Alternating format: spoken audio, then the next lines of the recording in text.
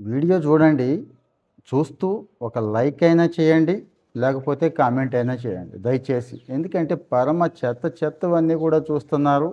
బుర్ర పాడు చేసేసుకుంటున్నారు. పనికొచ్చే విషయాలు చెప్పుకుందామని. అంటే డ్రై కంటెంటే ముందే చెప్పేస్తున్నాను. మంచి మసాలా గిషాలా ఏమి ఉండవు. కానీ ఖచ్చితంగా ఉపయోగపడతాయి. ప్రతి వీడియోలో మీకు పనికొచ్చేది ఒక పాయింట్ అయినా ఉంటుంది. చాలా మందికి పనికొచ్చే విషయాలే ఉంటాయి కాబట్టి నేను especially life style and parenting కూడా చెప్పుకుంటున్నాం కదా! పిల్లల విషయంలో అంటే చిన్నపిల్లల విషయంలో మనం చేస్తున్న తప్పులు ఎన్నంటే అన్ని ఉంటున్నాయి. తెలిసి కొన్ని, తెలియక కొన్ని, నిర్లక్ష్యంతో కొన్ని చేసేస్తున్నాము. అంటే మన పేరెంట్స్ చేయలేదా? అంతకుముందు చేయలేదా? అంటారేమో. వాళ్ళలాగా మన పిల్లల్ని పెంచాలనుకుంటున్నామా? పెంచాలనుకుంటున్నాం కదా! బాధ్యతగా ఉండే పిల్లల్ని పెంచాలనుకుంటున్నాం కదా! తెలివిగా ఉంచాలనుకుంటున్నాం కదా! కాస్త మంచిగా మనకంటే మంచి స్థాయికొచ్చేలా పెంచాలనుకుంటున్నాం కదా! కానీ ఈ పెంపకంలో కొన్ని కొన్ని జాగ్రత్తలు తీసుకోకపోతే కొన్ని చోట్ల స్పాంటేనియస్‌గా రెస్పాండ్ అవ్వాల్సిన చోట అవ్వకపోతే ఇబ్బంది పడిపోతాం. అందుకోసమే ఇందాకడ చెప్పాను.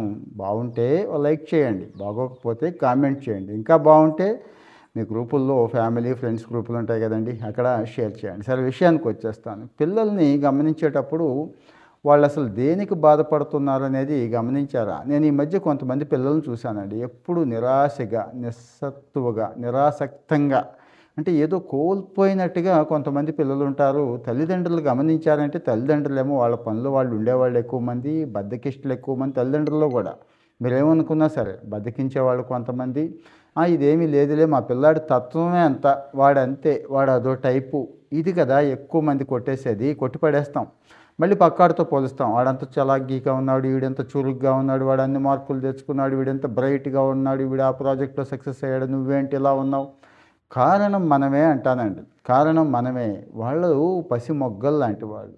ఓ మొక్కని నాటాక మనం దాన్ని అంటు కడితేనే కదండీ అది ఎలా కావాలంటే అలా వృక్షం అవుతోంది. సపోజు ఎందుకు పనికిరాని మామిడి టెంకేస్తే ఒక మొక్కొస్తుంది.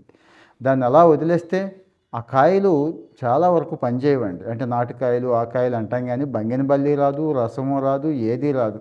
ఏదో నాటుకాయ అవుతుంది. అది అటు పచ్చడి పట్టుకోవడానికి పనిచేయదు, పండేసుకోవడానికి పనిచేయదు అంటాం చూడండి అలా ఉంటుంది. సో, మరి ఆ అంటు కడితే అంటే అంటు కట్టడం అంటే ఇంకొక బంగినపల్లో ఆ రసమో తీసుకొచ్చి చిన్న రసాలో, పెద్ద రసాలో కడితే ఆ కాయలు వస్తాయి కదా! అలాగే పిల్లల్ని కూడా మనం అలాగే చూడాలండి.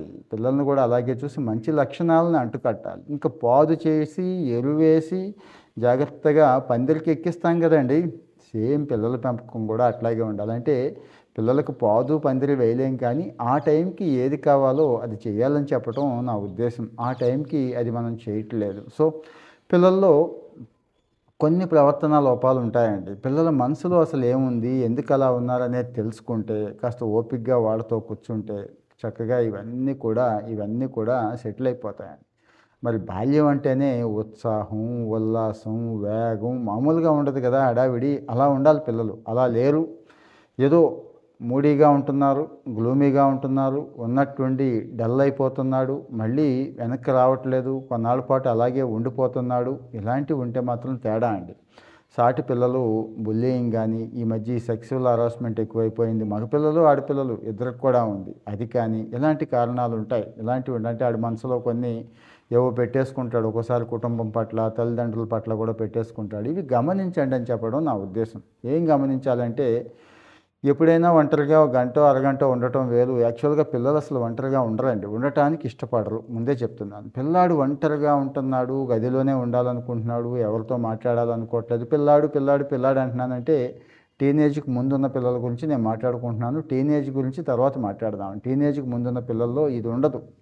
జనరల్‌గా సరదాగా ఉంటారు. ఆడుతూ, పాడుతూ, తుళ్ళుతూ, తూలుతూ అసలు ఇంట్లో ఉండాలనిపించదు. ఎప్పుడు బయట ఉండాలనిపిస్తది. లేకపోతే రిమోట్ పట్టుకుంటాడు, ఫోన్ పట్టుకుంటాడు కదా! ఇవేమీ లేకుండా ఒంటరిగా ఉన్నాడంటే ఏదో ఇబ్బంది ఉందని గమనించండి. అంటే ఎవరో బెదిరించారు, భయపెట్టారు, లైంగికంగా హింసించారు, చదువుల్లో వెనకబడిపోతున్నాననే ఆందోళన కావచ్చు, పేరెంట్స్‌కి చెప్పుకోలేడు. ఎందుకు పేరెంట్సే ఒత్తిడి చేస్తూ ఉంటారు చదువు గురించి, ఇది కావచ్చు ఇట్లాగా.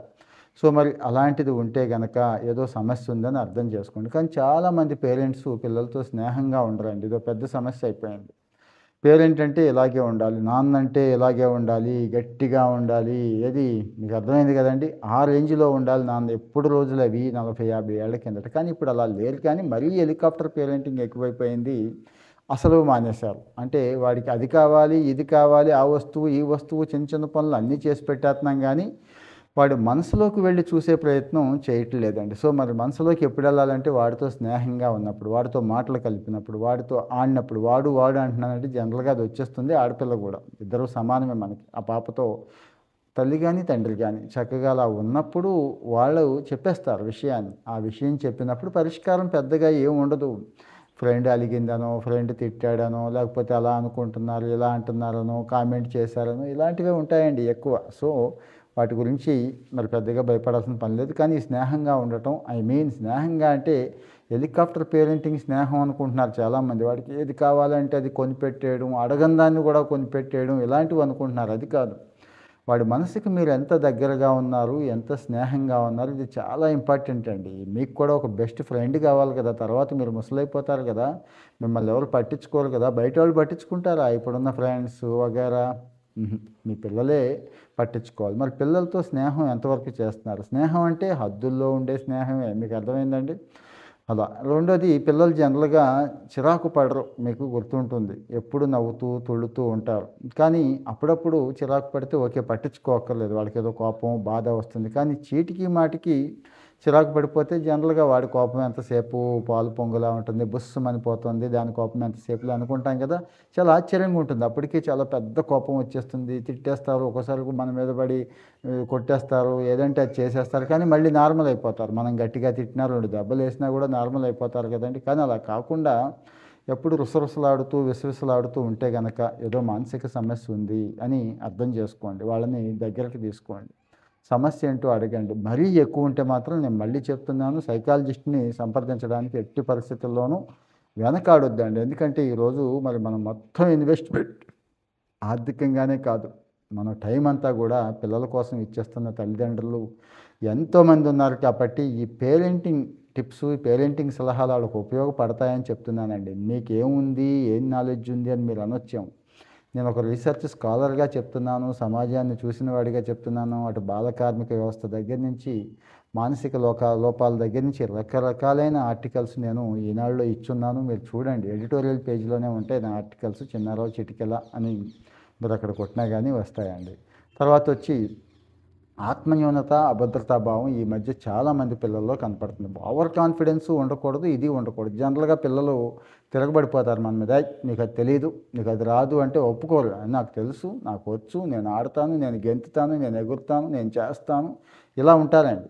కానీ అది ఓకే. గమనించండి. కానీ దీనికి విరుద్ధంగా ఏదైనా మనం అలాంటిదంటే నాకు రాదులే, నేను ఇంతేలే, నా జీవితం ఇంతేలే, నాకంత శక్తి లేదులే అని చెప్పి ముడుచుకుపోతూ ఉంటారు చూడండి. అది ఆత్మన్యూనతా భావం ఉంటుంది. అంటే స్కూల్లో ఏదో తేడా ఉంటది చూడండి. మిగిలిన పిల్లలు వీళ్ళని ఇది చేసి ఉండొచ్చు. టీచరు ఏమైనా తేడాగా బిహేవ్ చేసి ఉండొచ్చు. అంటే తేడా అంటే నా ఉద్దేశం ఆత్మన్యూనతకి తగ్గట్టుగా, ఆత్మన్యూనత కలగడానికి ఉండకూడని పరిస్థితులు స్కూల్లో ఉండొచ్చు. నీకేమీ రాదు, నీకు మ్యాథమెటిక్స్ రాదు, నీకు ఇంగ్లీష్ రాదు, నీవు అలాగా, నువ్వు ఇలాగా సరిగ్గా డ్రెస్ చేసుకోలేవు, నీకు మాట్లాడడం రాదు, నీ నోరోసనొస్తోంది. ఇలాంటివి ఉంటాయండి ఎక్కువ. అవి పిల్లలు పెద్ద విషయాల కింద తీసుకొని, హెవీగా తీసేసుకొని నేను ఇంతేనేమో, నాకంత సీన్ లేదేమో ఇలా అనుకుంటారు. నేను ఇంకా ఓవర్‌కమ్ చేయలేనేమో, రాణించలేనేమో అనుకుంటారు. సో, చెప్పాలి. మనం ఎలా పెరిగాం? మరి మీరు పేరెంట్స్‌గా మీరు చెప్పాలి. చిన్నప్పుడు ఎన్ని బాధలు పడ్డాం? ఎలా పెరిగాం? ఇప్పుడు ఎలా ఉన్నాం? ఒకవేళ చెప్పుకోవడానికి మీకు స్టోరీలు లేవనుకోండి, మాలాంటి వాళ్ళతో చెప్పించండి దయచేసి. అలాంటి వాళ్ళతో చెప్పించండి. ఇంకా మాకంటే గొప్ప గొప్ప వాళ్ళ స్టోరీస్ ఉన్నాయి గదండీ! అవి వినిపించండి. ఇగో అబ్దుల్ కలాం ఈ పరిస్థితుల్లోంచి ఇలా వచ్చాడు. ఐన్‌స్టీన్ ఈ పరిస్థితుల్లో ఉండేవాడు ఇలా వచ్చాడు. న్యూటన్ ఇలా ఉండేవాడు ఇలా వచ్చాడు. ఇలా చెప్పండి. లైవ్ ఎగ్జాంపుల్సే ఈవెన్ సినిమా హీరోలు, క్రికెటర్లు గూడా ఉన్నారు గదండీ! ఈ మధ్య బాగా కష్టపడి పైకొచ్చిన వాళ్ళు. వాళ్ళ స్టోరీస్ కూడా చెప్పండి. ఇంకా ఆరోగ్యం గూడా. పిల్లల ఆరోగ్యం పట్టించుకుంటున్నాం అనుకుంటున్నాం గానీ పట్టించుకోవట్లా చాలామంది. వాళ్ళేం తింటున్నారో చూడండి. ముందు జంక్ ఫుడ్ పక్కన పెట్టించండి. సాధ్యమైనంత వరకు అలవాటు చేయాలండి. ఒక్క రోజుకి ఏమీ అలవాటు రాదు, చేయండి. కూల్ డ్రింక్స్ లాంటివి పక్కన పెట్టించండి. ఐస్ క్రీమ్స్ చాలా వరకు సాధ్యమైనంత వరకు తక్కువ. అంటే అవగాహన పెంచండి. వద్దు, తినొద్దు, మానేయి, ఆ ప్రమాదం ఉంది, ఈ ప్రమాదం ఉంది, జలుబు, జ్వరం అదే ఇందుకే వస్తుందంటే వినడు. ఎగ్జాంపుల్స్‌తో సహా, వీడియోస్‌తో సహా చూపించి, ఆ రోగాలు వచ్చినప్పుడు జాగ్రత్తగా కూర్చోబెట్టి చెప్తే చాలా వరకు ఉంటుంది. సో, ఆ కడుపు నొప్పి, కాలు నొప్పి రకరకాల నొప్పులొస్తూ ఉంటాయి వాళ్ళకి. ఒక్కోసారి చిన్న చిన్నవే ఉంటాయి. కానీ దీర్ఘకాలం ఉంటే మాత్రం చిట్కా వైద్యాల మీద నమ్ముకోకుండా మరీ ఎక్కువ చిట్కా వైద్యాల మీద ఆధారపడకుండా కాస్త వాళ్ళని పట్టించుకొని డాక్టర్కి చూపిస్తే సెట్ అయిపోతారండి. కానీ అలవాట్లే మేజర్ ఇష్యూ అవుతోంది. కుటుంబంలో మనకే మంచి అలవాట్లు ఉండలేదు, ఇంకా వాళ్ళకి ఎక్కడి నుంచి వస్తాయి అలవాట్లు? సో వాళ్ళు మనల్నే ఫాలో అవుతున్నారు. అదే బిర్యానీ 2 పూట్ల కావాలంటాడు, అదే దోశలు ఎప్పుడు అదే కావాలంటాడు, అదే మ్యాగీ, అదే నూడిల్స్ అడుగుతాడు, అదే ఐస్ క్రీమ్ అడుగుతాడు. తిండి అంటే బిస్కెట్లు, చాక్లెట్లు, ఐస్ క్రీము, మ్యాగీ నూడిల్స్ ఇవే అనుకుంటున్నారండి వాళ్ళు. వాటితో కూడా కడుపు నింపుకోవచ్చు అనుకుంటున్నారు. అది జస్ట్ స్నాక్ అని, సరదా కోసమని, దానివల్ల ప్రమాదం కూడా ఉంది, సైడ్ ఎఫెక్ట్ అని. తిండి అంటే ఇగో ఇది ప్రోటీను, ఇది కార్బోహైడ్రేట్సు, ఇవి విటమిన్సు, ఇవి మంచి ఫ్యాట్సు, ఇవి కలిపి ఉండాలి, ఇందులో నీకు నచ్చింది సెలెక్ట్ చేసుకో అన్నట్టుగా చెప్పగలిగితే, వాళ్ళతోనే చేయించగలిగితే, వాళ్ళతోనే ప్రిపేర్ చేయించగలిగితే, ఒక ఆమ్లెట్ వేయించండి, ఓట్స్ కల్పించండి, బంగాళదుంపలు ఉడికించండి, కోడిగుడ్లు లాంటివి ఉడికించమని చెప్పండి. ఇలాంటివి ఒక రాగి మాల్ట్ చక్కటి జావా సూప్లాగా తయారు చేయమని చెప్పండి. ఏది 10-12 ఏళ్ల పిల్లలకు కూడా చెప్పొచ్చండి, తప్పేమీ లేదు. వాళ్ళకు ఒక కాన్ఫిడెన్స్ వస్తుంది, ఆహా నేను కూడా రెసిపీ చేయటం వచ్చింది, ఎలాగూ చేయటం వచ్చింది కాబట్టి టేస్ట్ చూస్తాడు, ఎలాగూ తల్లిదండ్రులు మెచ్చుకుంటున్నారు కాబట్టి అలవాటు పడతాడు. సో ఇవన్నీ మనం చెప్తేనే, అంటే ఈ రకంగా ఆలోచిస్తూ ఈ రకంగా చేస్తేనే వస్తాయి తప్పించి, స్కూల్లో మీరు లక్షలు లక్షలు కట్టేసిన సిబిఎస్ఈ సిలబస్, ఐసిఎస్ఈ సిలబస్లో కేంబ్రిడ్జ్, ఐబీ అంటున్నారు ఈ మధ్య, అదొక దరిద్రం తయారైంది. దాని మీద కూడా వీడియో చేశాను చూడండి. కేంబ్రిడ్జ్ గొప్పదా, ఐబీ గొప్పదా, ఐసిఎస్ఈ సిలబస్ గొప్పదా అని. ఏది గొప్పదనేది పక్కన పెడితే అక్కడ ఏమున్నాయి? మన దగ్గర ఏమీ లేవు. దేనికోసం అక్కడికి వెళ్ళి ఎగబడుతున్నాం? ఒక మాదిరి టౌన్లో కూడా మనం ఏం చేయొచ్చు? మన ఇంట్లోనే కేంబ్రిడ్జ్, ఐబీ సిలబస్కు మించి పిల్లని తయారు చేసుకోవచ్చు అని చెప్పడం నా ఉద్దేశం. అదే ఒక వీడియో కూడా చేశాను, ప్రీవియస్గా వెళ్ళి చూస్తే మీకు దొరుకుతుంది. సో మరి పేరెంటింగ్ కూడా మనం చెప్పుకుంటున్నాము.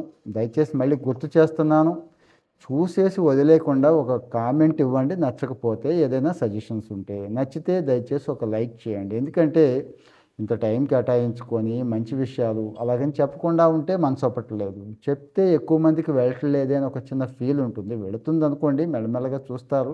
కానీ ఇంకాస్త మీరు ఒక లైక్ ఇస్తే స్పీడ్గా వెళుతుందని, ఇక మీ ఫ్యామిలీ ఫ్రెండ్స్ గ్రూపుల్లో షేర్ చేయడానికి ఎంతకంటే మంచి టాపిక్ ఉంటుందా? సో షేర్ చేయండి. ఇంకో మంచి టాపిక్తో మళ్ళీ కలుసుకుందాం.